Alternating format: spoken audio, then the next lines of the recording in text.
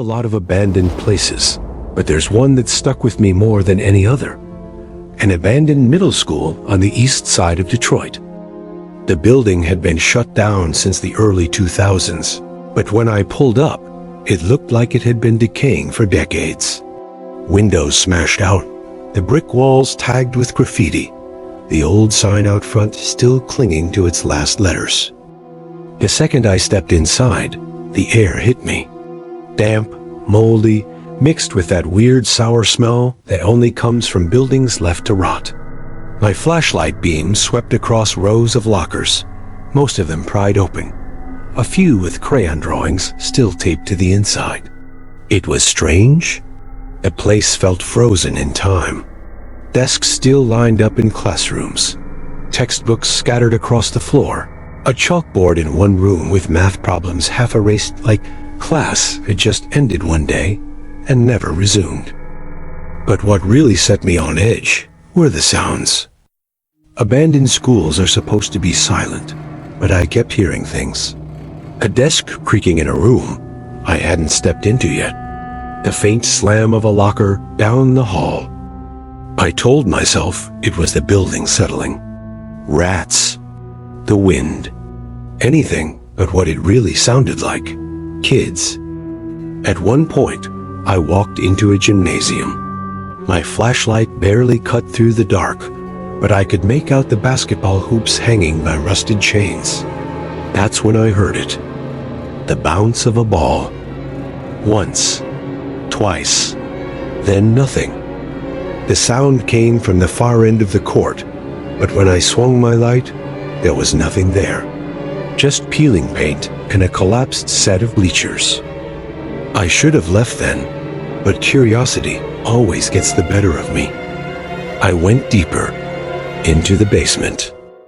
The stairs creaked with every step. The air got colder, heavy, like it didn't want me down there. My beam landed on an old boiler, pipes dripping water onto the cracked floor. That's when I heard whispering. Faint, overlapping voices, like a classroom full of kids murmuring at once. I followed it down a hall lined with lockers until I reached a room at the very end. The door was half open. I pushed it. Inside, the walls were covered with drawings. Not graffiti, not scribbles, but children's drawings. Crude crayon sketches of stick figures. Dozens of them, all standing in a row.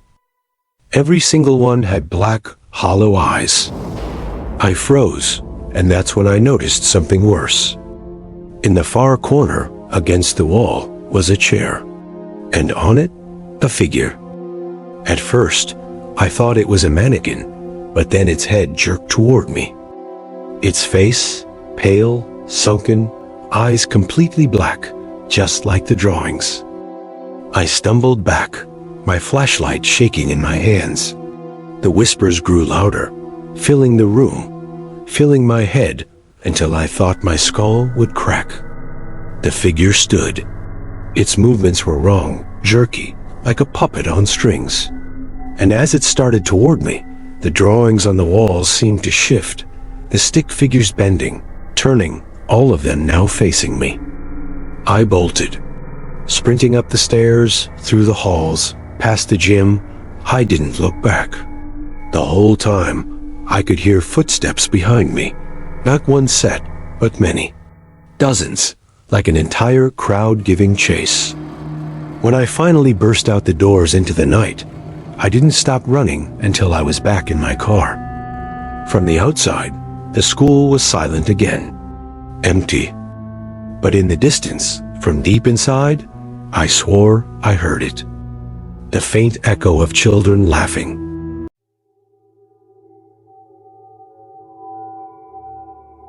I've always loved urban exploring. Old factories, abandoned houses, forgotten buildings swallowed up by weeds and time. There's something about them that makes you feel like you're stepping into a place that doesn't want to be remembered. So when my buddy Kevin told me about an abandoned hospital just outside of town, I couldn't resist. It had been shut down for decades. Rumors swirled, illegal experiments, shady disappearances, patients locked away and forgotten. Of course, none of that was confirmed, but that's the thing with places like that. The mystery is half the fun. We went late at night, like idiots. Just a couple of flashlights, backpacks, and phones to record the whole thing. The moment we stepped inside, the air felt heavy, like the whole building was holding its breath. Paint peeled off the walls in long strips. Rust covered everything metal. Old wheelchairs sat abandoned in the corners, as if the patients had just gotten up and walked away mid-treatment. We split up. Kevin went toward the old surgical wing while I headed upstairs. The stairwell echoed with every step I took. My flashlight beam cut through the dark, dust dancing in the air. I passed by old patient rooms, some with the doors still hanging open, others sealed shut with rusted locks. One room stopped me cold. The door was cracked open, and I swear I saw movement inside. Just a quick shift of shadow, like someone had ducked out of view. "Hello?" I called out. No answer. I pushed the door open with the end of my flashlight, half expecting a raccoon or some junkie squatting. But the room was empty, except for the bed. The mattress was torn apart, springs sticking out like bones, but what caught my eye was the straps. Leather restraints, all four corners. And the leather wasn't old and cracked like everything else in the building. It looked new, like it had been used. I felt a chill crawl up my spine. I turned to leave, but froze. The door I had just pushed open was closed. I hadn't heard it move.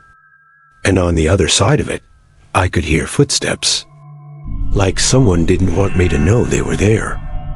I held my breath, gripping my flashlight like a weapon, waiting for the door to swing open. It never did. When I finally worked up the nerve, I yanked it open myself. The hallway was empty, but there were fresh wet footprints on the floor, bare feet, leading down the hall. I followed them, my hands shaking. They turned a corner, then another, until I ended up in a part of the hospital I didn't even realize I'd entered. The walls were different here, cleaner, less decayed, almost preserved. That's when I realized I wasn't hearing my own footsteps anymore. I spun around, my flashlight beam landing on a figure at the end of the hallway.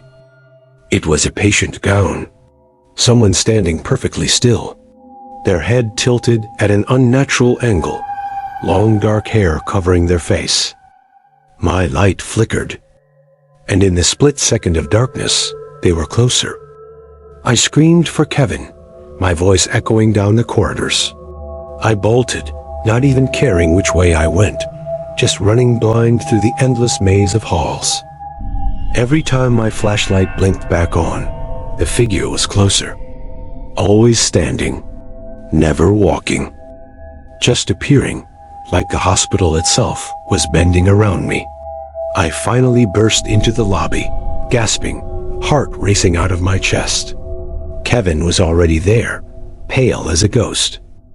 I didn't even ask what he saw, because when we ran out into the night air, sprinted back to the car, and drove off, he didn't say a word. Neither of us ever went back. But I can tell you this, when I looked through my phone the next day, at the video I had been recording the entire time, there were moments where I could see it. The patient, standing just behind me, closer than I ever realized. Detroit has no shortage of abandoned places, but there's one factory on Jefferson Street that people warn you about. Not because of security, not because of cops, but because people who go in sometimes don't come back out. Of course, I thought it was just another urban legend. I was wrong. The place was enormous, a decaying skeleton of what used to be a car parts plant. I went in through a broken side door, my flashlight beam cutting through the dust and broken glass. The air was suffocating, thick with mold and the stink of old oil. Inside, everything felt wrong. The deeper I went, the more it seemed like the building was swallowing sound. My footsteps didn't echo like they should have. It felt like the walls were smothering every noise. I made it to the second floor. The rooms up there were lined with rusted machinery, conveyor belts snapped and hanging like broken bones. That's when I saw it. A mattress in the corner. It wasn't old. The blanket on top of it was dirty, but fresh enough to have been used recently. Around it, I saw piles of food wrappers, empty water bottles, and cigarette butts. Someone was living there. Before I could back out, I heard something scrape across the concrete floor behind me. I spun with the flashlight. Nothing. Then came the smell. Coppery, sharp. The smell of blood. My heart pounded as I tried to leave, but the stairwell I came up from was dark. Darker than it should have been. My flashlight flickered, and for a second, I thought I saw someone standing just at the bottom of the stairs. Tall, still, watching. I blinked, and they were gone. I pushed myself down another hallway, praying for another exit. That's when I found the room. The walls were covered in scratches. Not graffiti, not paint. Just long, desperate gouges in the concrete, as if someone had clawed at it with broken fingernails. And in the middle of the room, a chair. Straps tied to the arms. Stained dark with something I didn't want to think about. I tried to tell myself it was left behind from years ago, some junk left to rot. But when I stepped closer, I noticed something fresh. A puddle. Still wet. Still red. That's when I heard breathing. Slow. Heavy. Coming from the shadows in the corner. I froze. My flashlight trembled in my hands, a beam sliding toward the sound. And that's when I saw him. A man, if you could call him that. Skin pale, clothes filthy, his eyes sunken and wild. He was crouched low, like an animal, one hand dragging something metallic along the floor. A wrench. When my light hit him, he smiled. I didn't wait. I bolted, sprinting down the hall as his footsteps thundered after me. He didn't yell, didn't say a word, just ran. Fast. I don't know how I made it out. I don't remember which turns I took. I just remember bursting out a broken doorway into the night, lungs burning, legs numb. I didn't stop until I reached my car, and even then, I sat there for 20 minutes, shaking so hard, I couldn't put the key in the ignition. I told myself it was just some homeless squatter, someone protecting his turf. But the more I replay it in my head, the less I believe that. Because when I looked back, just before I escaped, he wasn't chasing me anymore. He was just standing there in the doorway, watching and smiling, like he knew I'd be back someday.